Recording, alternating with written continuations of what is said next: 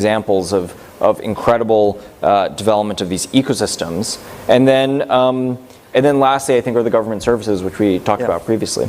So we've got, I think, the elements of almost a playbook emerging, right? You need to have the right data and make sure it's used effectively. You need some degree of compute.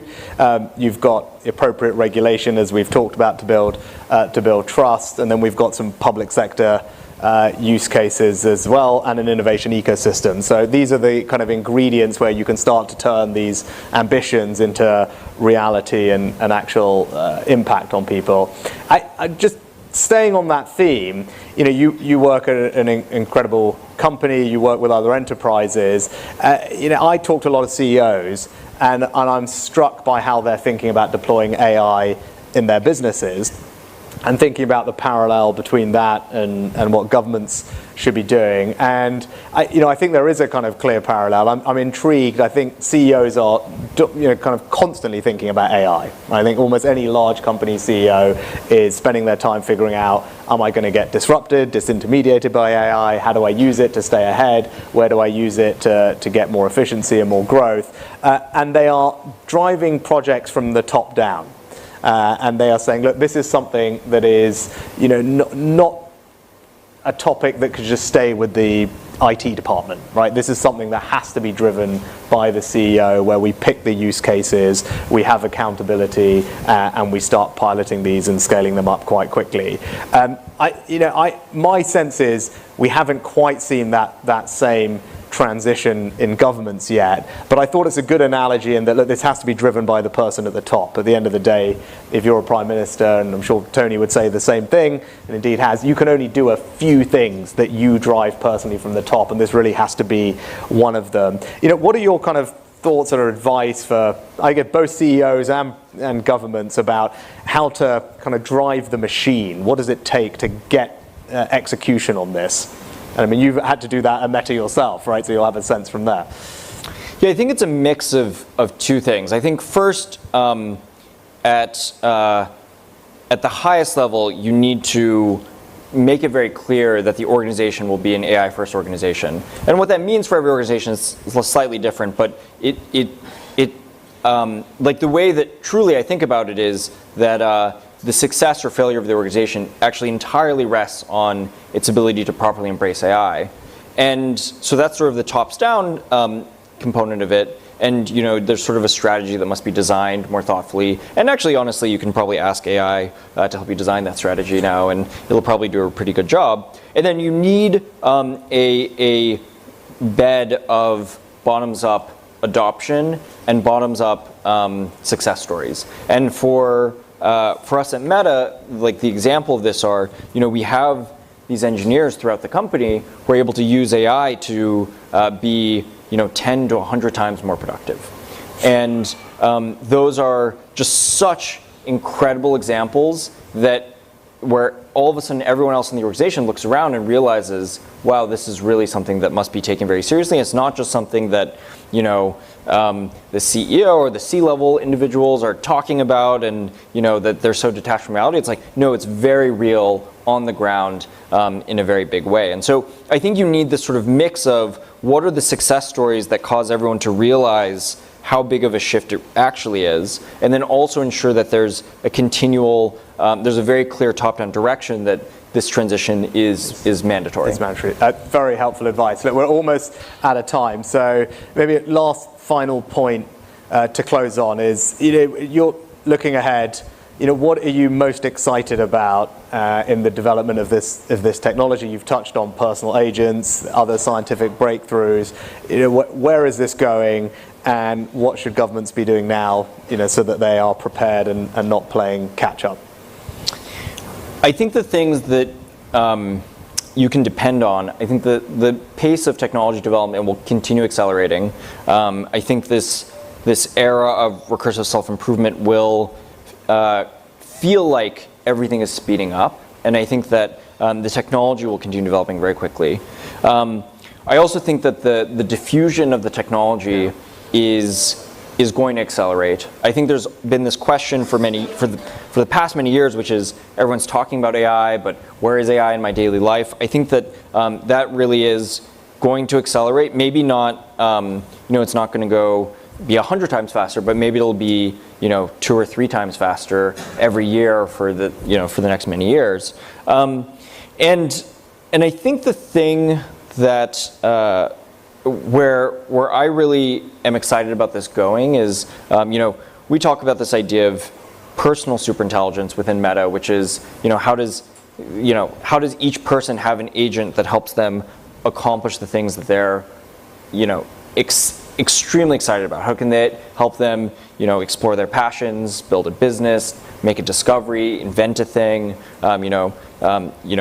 achieve the most maximal version of their own lives? And I think where this is going even beyond then is sort of this concept of interpersonal superintelligence, which is, I think we already see in human society, sometimes the thing that is necessary for big things to happen are just for the right set of people to be organized in the right way. You see this with companies, you see this with nonprofits, you see this with large movements, you see this even with governments when they reorganize. And I think there's an incredible opportunity for the technology of AI to enable humans to organize in ways that are even better than we do today. And all of a sudden, maybe we'll be able to organize as communities or as groups or as new companies, or who knows what it'll look like to solve many of our greatest challenges. And so, it sounds a bit highfalutin, but it's something I'm genuinely quite excited about. No, we can see that, and it's a very compelling vision. Look, there's been fascinating conversation. It's clear that the technology is not just keeping pace, that it's accelerating. It's clear that the debate is moving from just talking about the technology to, as you said, how is it making a difference in people's lives and being deployed. And look, one of my concerns, and maybe we'll finish on this, is that I think some political leaders think that AI is going to be tomorrow's issue, when I think they need to recognize that it's an action this day issue. And this needs to go from, AI needs to go from being a kind of specialized topic to a centralized responsibility of government. And it needs to have that same urgency and action attached to it, so we can realize all the benefits that Alex is talking about. But this has been a great discussion. Thanks for all your advice and tips for everyone in the audience, and giving us an insight into where things are going. Thanks very much. Thank you so much. Let's go off that. Thank you so much to our speakers earlier. Can we have another round of applause, please, for Rishi Sunak and Alexandr Wang? When I became Prime Minister, as Benedict said, AI obsessed because of my time in California. You get the job in Downing Street, and one of the earliest meetings you have is with the Foreign Affairs team. And they sit down with you. I can see someone who will remember this in the audience. And they go over your international calendar for the next 12 months. And they want to kind of figure out what you should be doing. And it turns out there's an international summit for basically every single thing that you can imagine. It turns out there were about 150, and the British Foreign Office, being the British Foreign Office, they wanted me to go to all of them. And although I did say, I'm going to, as a British Prime Minister, I think I can draw the line at the United Nations high-level meeting on sandstorms. That's where we agreed to disagree. But I noticed that there was no gathering to bring together people to talk about what I thought was the most transformative technology of our time. And I think we're all fortunate to be living at a time where AI is a general purpose technology. These don't come along all that often, and when they do, they had the opportunity in the past and will in the future to change every aspect of our economies, of our societies, of our lives. And that's why I thought it was necessary that leaders came together to discuss this at a regular basis. But I also thought it needed to be done slightly differently. In contrast to previous technology cycles, it's companies like Alex's and innovators like Alex himself who were at the frontier of developing this technology. And I thought they needed to be in the room, not least because it's businesses like yours that have the resources to invest in this. Just to give you a bit of context, this year, the large AI companies are going to spend 20 times more on developing this technology than the US did for the Manhattan Project. Because if you think about seminal moments where the government mobilized to do something, 20 times more just this year alone. So I thought, look, it's vital that we do this in a different way, not like the G7 and G20. We bring industry, innovators, and government together, and that's what we did at Bletchley Park a few years ago. The summit series went to Paris, South Korea, and now brilliantly in India, a country with huge digital ambitions and indeed capacity. But I think over those years, and Alex, let's start with this, I think actually the debate on AI has shifted from kind of technology to strategy, from what these tools can do to what governments are choosing to do with them. And I wanted to maybe just start there. Is if you think about the last few years, you are someone who is at the frontier of developing this technology. The journey that we've been on in the last few years, help us understand that. Where have we come? What is it that is exciting at this moment? And just ground us in where we are so that then we can get onto some of these questions about what we do with it.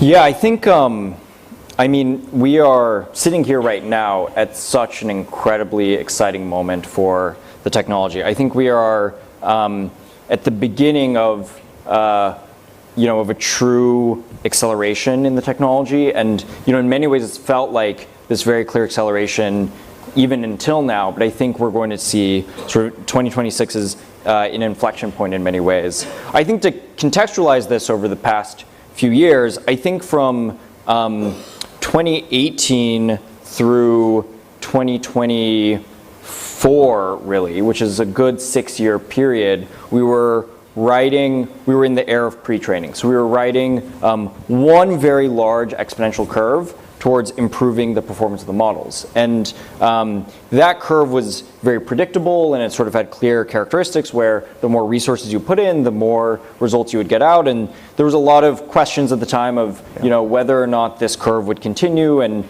even to the degree it did continue, were there diminishing marginal returns. And I think this was sort of one of the more recent sort of eras of AI skepticism. And then in 2024, towards the end of 2024, began the era of reinforcement learning. So this was sort of the next major wave that stacked on top of the previous wave. And this is when we saw the models begin to learn to reason. And there's always this meme of, what did Ilya see? Well, Ilya saw reasoning from the models. And it was very clearly this next mega wave of the technology. And even reinforcement learning had clearly some limitations, and there were all these questions around when that was going to, how long that era was going to last, and maybe there were limitations in that era. And then at the end of 2025, so just a few months ago, I think we've really begun an entirely new paradigm or era of the technology, which is really beginning the era of recursive self-improvement. And I think we're really starting to see this in the development of our models. I think most of the major labs are seeing this in the development of their models, which is that the models themselves have now become instrumental in accelerating the process of producing the next AIs. And so the sort of, from the outside, what you see is maybe an acceleration of overall development velocity, an acceleration at which the speed at which the new models are being released.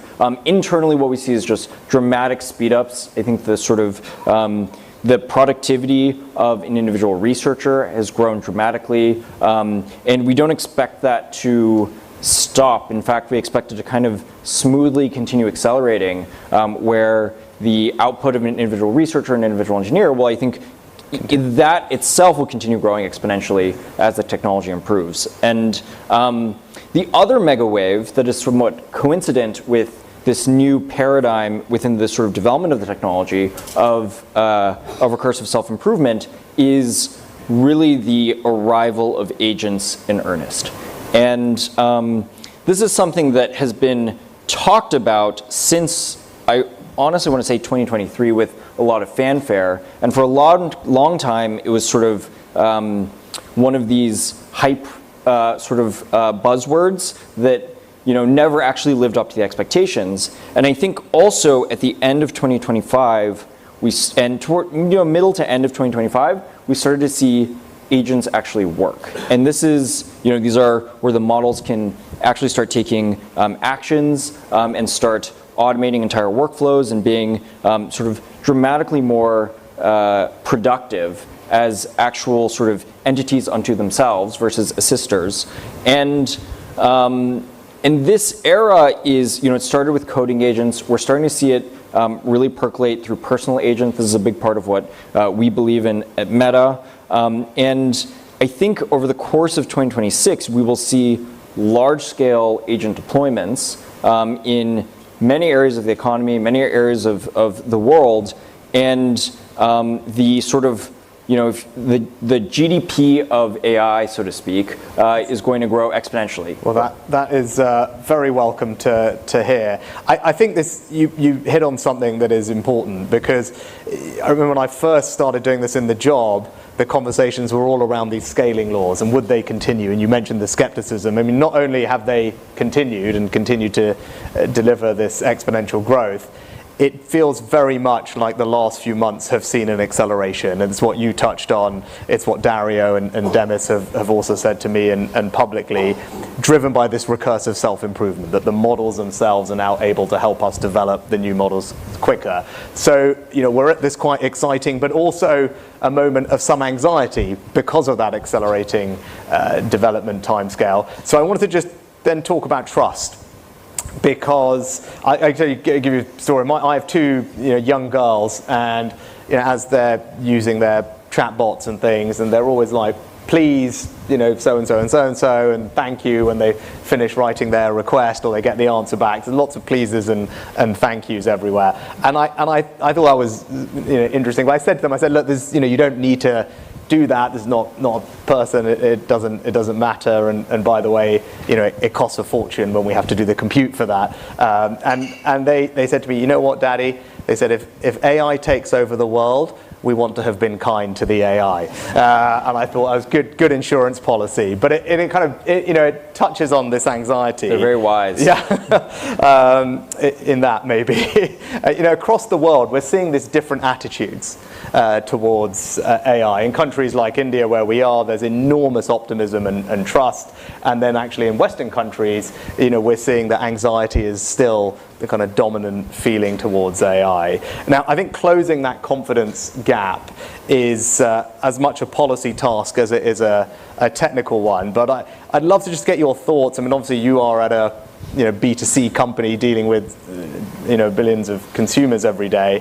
How do you think about this trust question? How do we get trust up in places where it is not, for something that you believe, I believe, and everyone in this room probably believes can do untold good?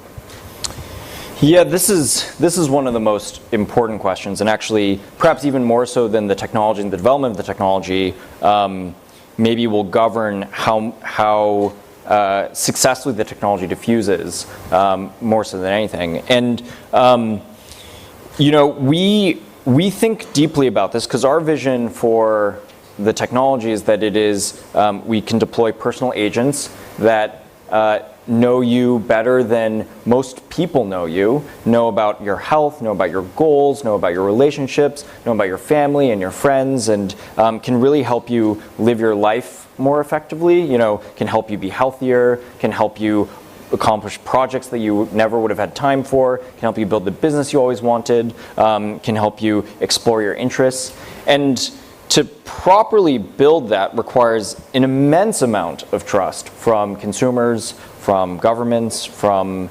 effectively everyone, from all organizations. And so, this is one of these interesting moments where I think because the sort of the form that of the technology that we want it to take is so intimate and is so deeply tied with what we think is really the future of the consumer life, and the consumer is at the core of their relationship with technology. The figuring out ways to develop the technology in partnership with governing bodies and in partnership with nonprofits and other organizations to garner that trust is very important. This is something we've seen at Meta actually with WhatsApp. One of we were talking about this actually backstage, but WhatsApp has become incredibly ubiquitous and a real, I think, utility for much of the world, in large part due to its commitment to privacy and the sort of trust that we've built around WhatsApp as an organization. Oftentimes at the sort of, not necessarily for the optimization of our business objectives, but for the optimization of trust in WhatsApp as a platform. I think a similar journey will be necessary for the AI products of the modern age, and we've seen, we've already seen various kerfuffles or sort of jabs back and forth between the existing AI products and labs around whether their actions are truly garnering, truly building this these levels of trust. But and then I think the topic that you really kicked off at Bletchley around in a sort of like global way around safety, I think is more important than ever. I think we're already seeing that the models are achieving levels of capability which cause some pause around some of the sort of like risks that we monitor for these models as it comes to various national security risks or various cyber security risks. And so the importance of properly testing and then building the right systems to monitor and deploy these models safely is of paramount importance. And you and I have been talking about this same topic for some years, and that was key to us at Bletchley, was establishing the AI Security Institute in the UK to do exactly that work. And the thought was there was a gap where the technical capability didn't exist amongst governments to evaluate some of these risks. So how could we in the UK hopefully take a lead, but in a sense provide a global public good, where we work in partnership with companies like yours and the other.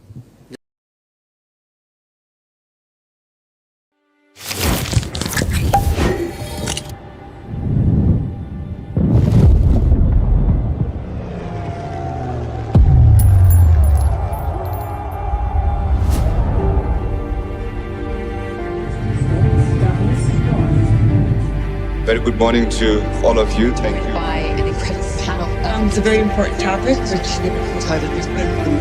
this session on redefining Europe's place in the world.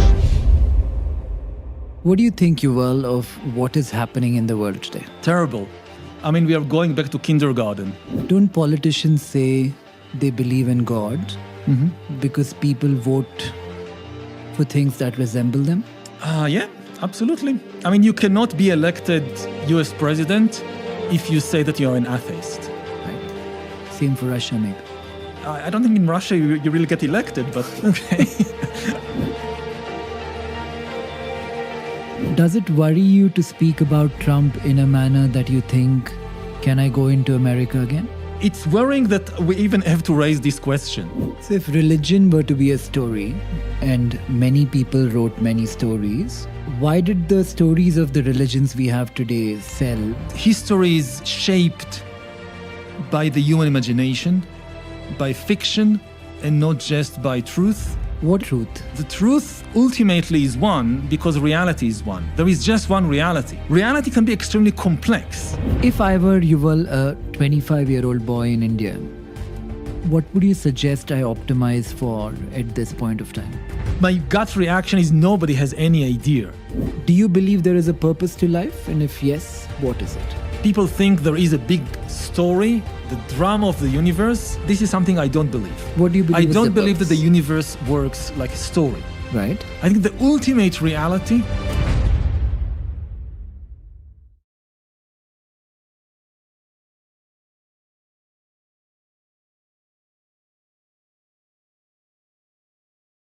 Hi, Yuval. Thank you. How do I say your name? Yuval. Yeah. Yuval. Thank you for doing this. I have read many of your books, and I'm quite the fan of how you write and how you think as well. For my audience back home in India, the young wannabe entrepreneurs, maybe we can begin by you introducing yourself a little bit, just for context. Well, I'm basically a historian, but I'm the type of historian that thinks that history is not just the study of the past. History is the study of change, of how things change in the world. And so it means it's also the study of the present and the future. And how did you go from being a historian to being a thinker who's coming out with new thought in books? What goes on in your mind while you write a book? Is it an idea that comes first? Yes. I mean, usually I try to